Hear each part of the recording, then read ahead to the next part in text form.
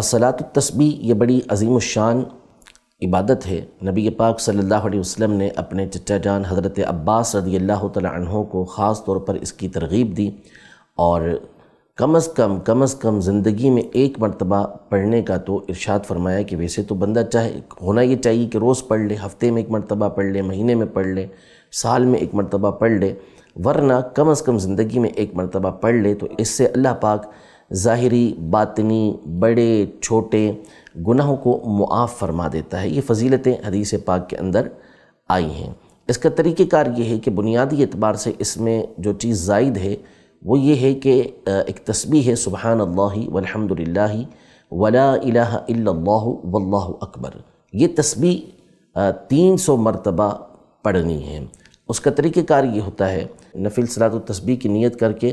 جب اللہ اکبر کہیں گے تو پہلی رکعت کے اندر ثنا پڑھنی ہوتی ہے، تو ثنا پڑھنے کے بعد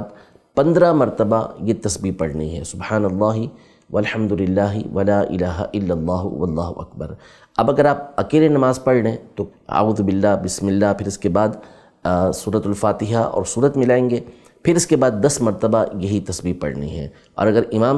امام کے پیچھے آپ نماز پڑھ لیں تو پھر امام صاحب قرات کریں گے اور آپ نے توجہ سے سننا ہے، اور جب امام صاحب قرات مکمل کر لیں گے تو 10 مرتبہ یہی تسبیح پڑھیں گے، پھر رکوع میں جائیں گے، رکوع کی تسبیح پڑھنے کے بعد 10 مرتبہ یہی تسبیح پڑھنی ہے، پھر قومے میں کھڑے ہوں گے تو اس میں بھی 10 مرتبہ یہ تسبیح پڑھیں گے، پھر سجدے میں جائیں گے، سجدے کی تسبیح ادا کرنے کے بعد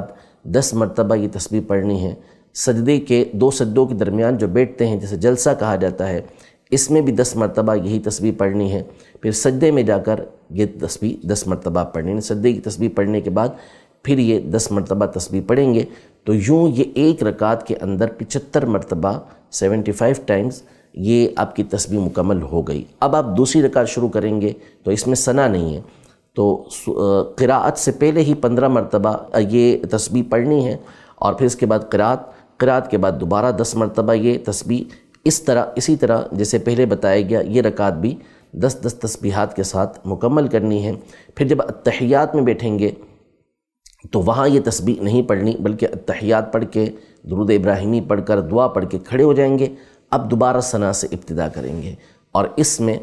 ثنا پڑھنے کے بعد دوبارہ 15 مرتبہ یہ تسبیح پڑھی جائے گی، قرات ہوگی، پھر اس کے بعد 10 مرتبہ، یوں 75 مرتبہ تیسری رکعت کے اندر بھی اسے پورا کیا جائے گا۔ چوتھی رکعت میں بھی قراءت سے پہلے 15 مرتبہ، قراءت کے بعد 10 مرتبہ، رکوع میں 10 مرتبہ،